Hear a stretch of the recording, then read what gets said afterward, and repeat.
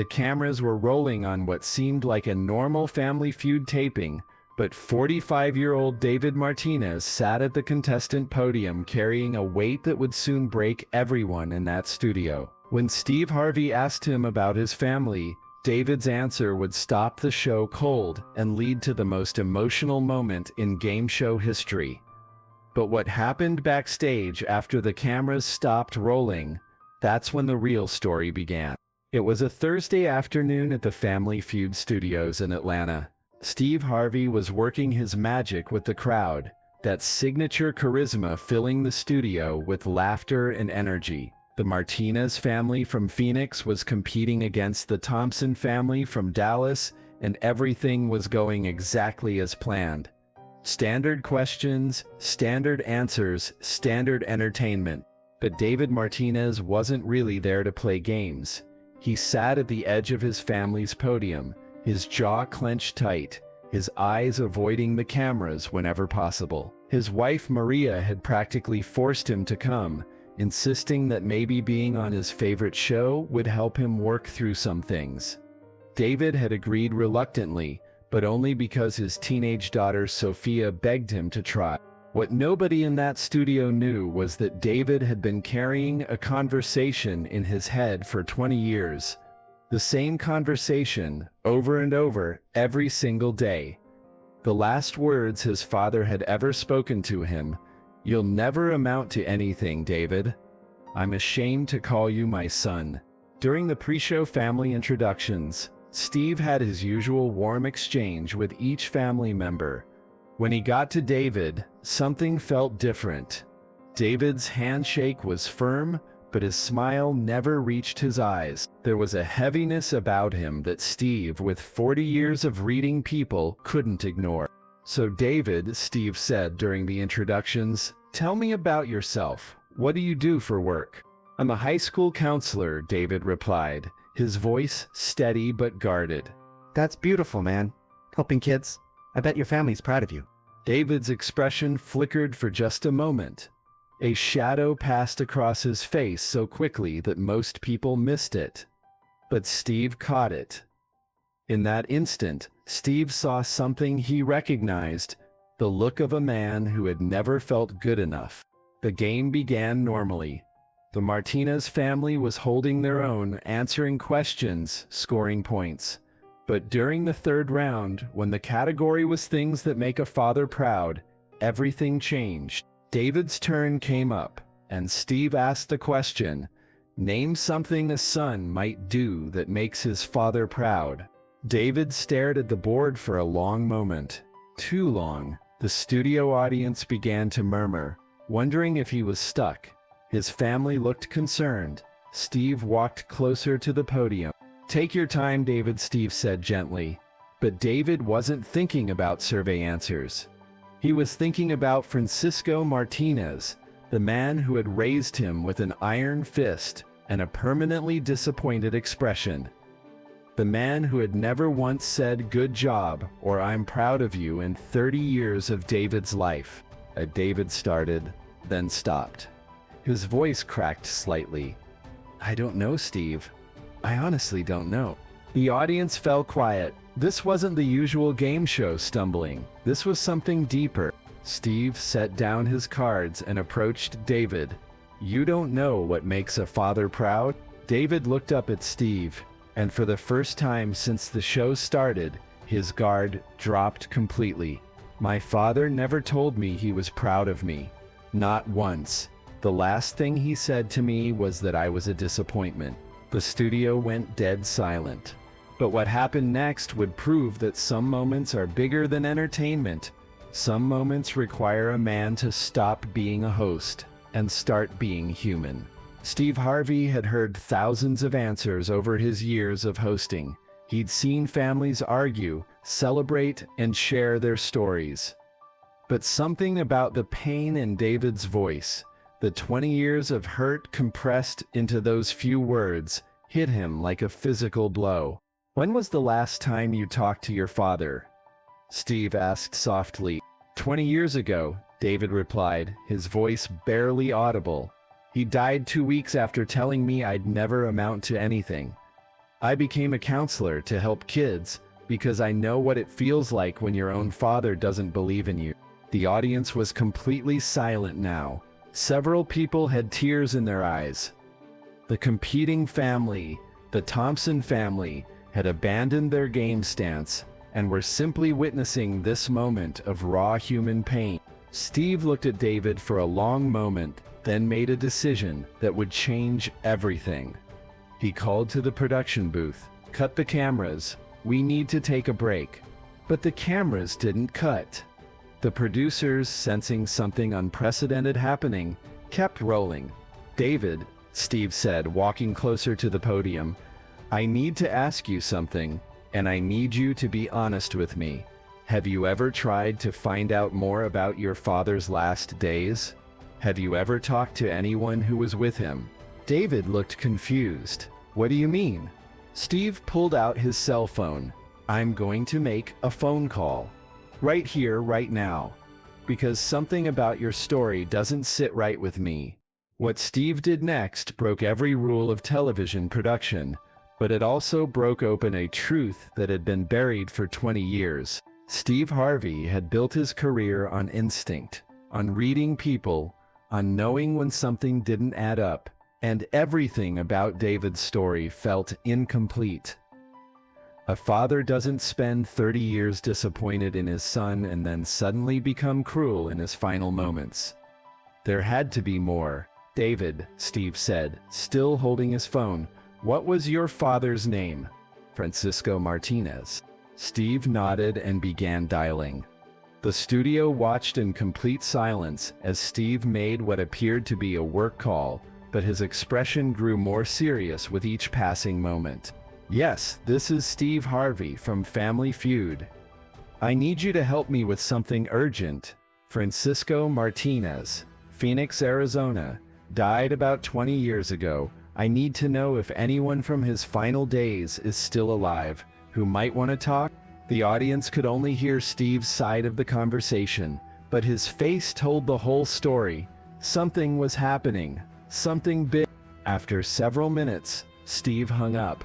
He looked at David with an expression that was part excitement, part devastation.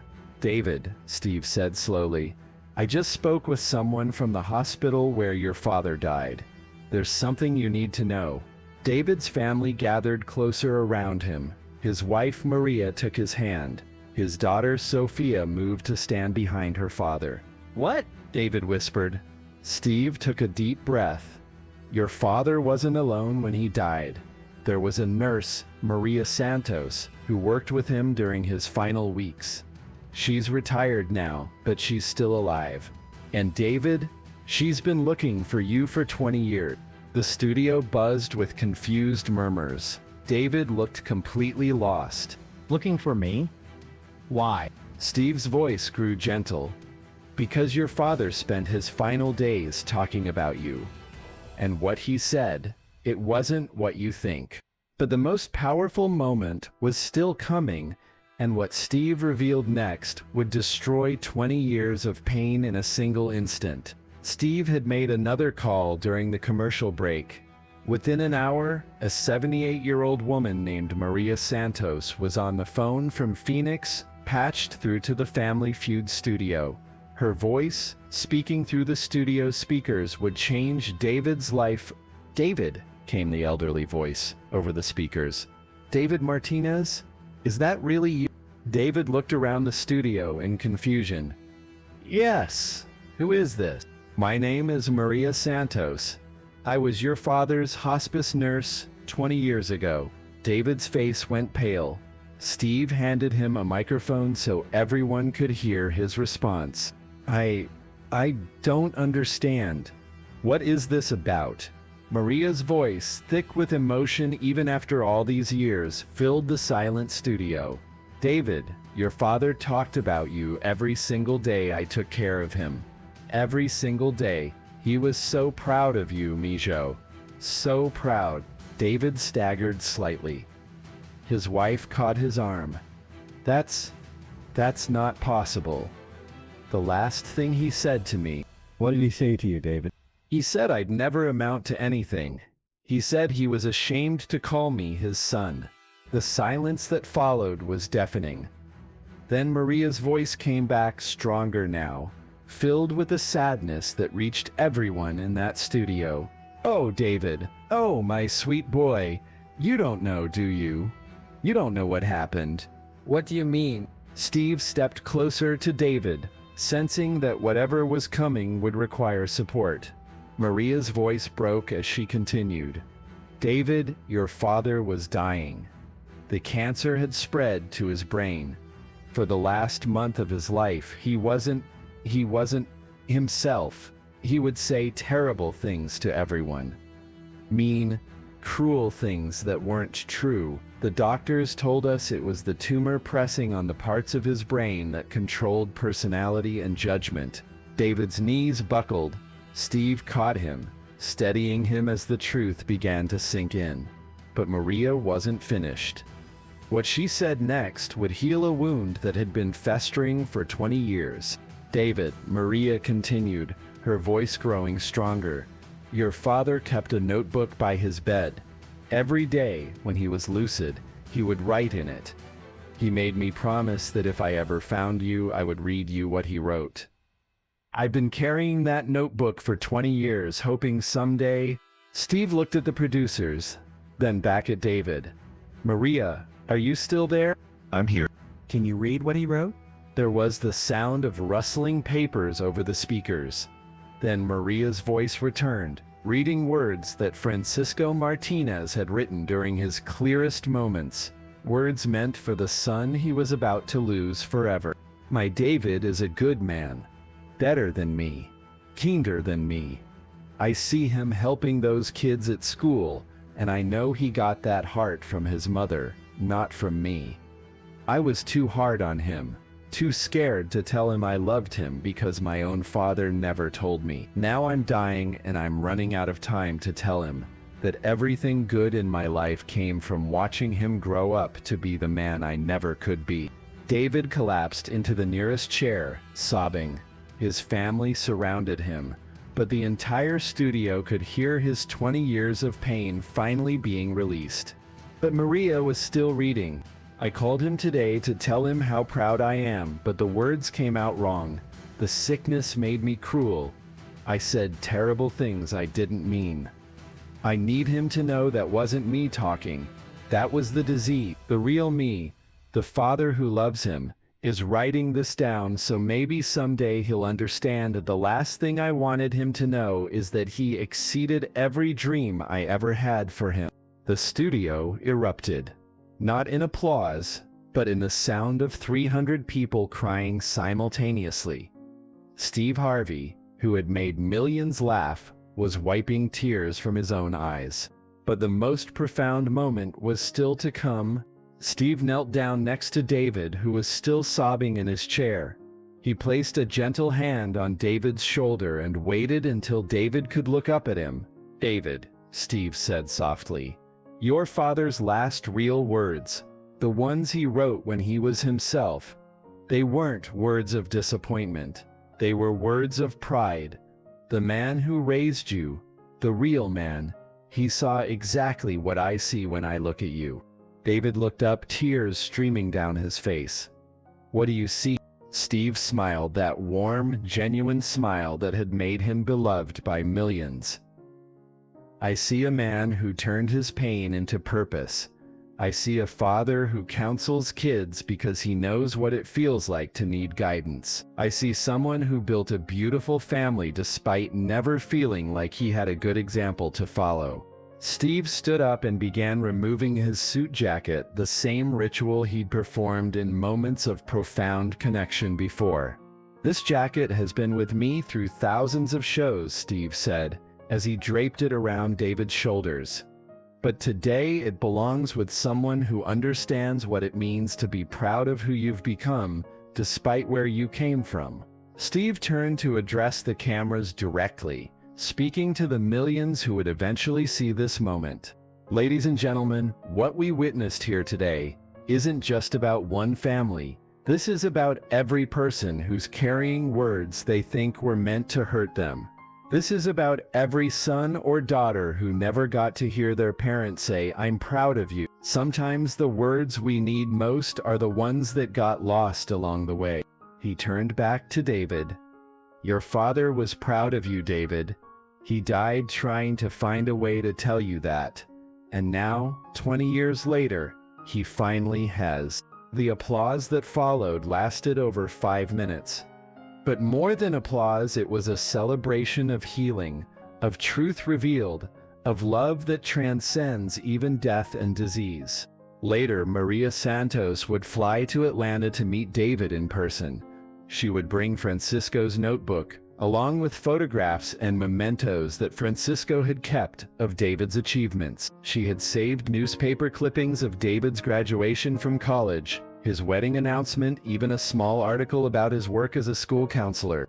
The notebook contained 47 entries, all written during Francisco's clear moments, all expressing regret for not being a better father and overwhelming pride in the man David had become. Steve Harvey's foundation helped arrange for David to travel to Phoenix, where he visited his father's grave for the first time in 20 years. He read his father's real last words aloud at the graveside, finally understanding that love and pride had been there all along, just waiting for the right moment to be revealed. 6 months later, David wrote Steve Harvey a letter. In it, he explained that knowing his father's true feelings had changed everything. He'd started a support group for adult children dealing with complicated grief, helping them understand that sometimes the worst moments aren't the real moments, and that love can survive even when it's buried under years of misunderstanding. The jacket Steve gave David that day hangs in David's office at the high school where he works. Students often ask about it, and David tells them the story of how sometimes the most important truths take 20 years to find their way home. Steve Harvey kept Maria Santos' phone number. On Father's Day each year, he calls her to check on her health and to thank her for keeping Francisco's secret safe until it could be shared with the person who needed it most. She always ends the call the same way. "Francisco is proud of you too, Steve, for bringing his boy home to the truth." Years later, when interviewers ask Steve about the most powerful moment in his hosting career, he always mentions David Martinez. "That day taught me that entertainment isn't just about making people laugh," he explains. "Sometimes it's about helping people find their way back to love they thought they'd lost forever." The episode aired exactly as it happened, with no editing to remove the raw emotion or the unprecedented phone call. It became one of the most watched Family Feud episodes ever, not because of its drama, but because viewers recognized something universal in David's story: the longing for parental approval, the weight of misunderstood final words, and the healing power of truth revealed at exactly the right moment. Francisco Martinez's notebook was eventually donated to a museum dedicated to the immigrant experience in America, with David's permission. The final entry, written just days before Francisco's death, reads, "If I could have one more day with my son, I would spend it telling him all the ways he made me proud. Since I can't have that day, I'm writing it down and praying that somehow, someday, these words will find their way to him." Those words did find their way home, 20 years late, but right on time for a son who needed to know that his father's pride had been there all along, waiting patiently in a notebook kept safe by an angel named Maria Santos. Sometimes the most powerful words are the ones we never hear spoken aloud. Sometimes love has to travel 20 years and cross a television studio to finally reach its destination. And sometimes a game show host becomes the bridge that connects a son to his father's true heart.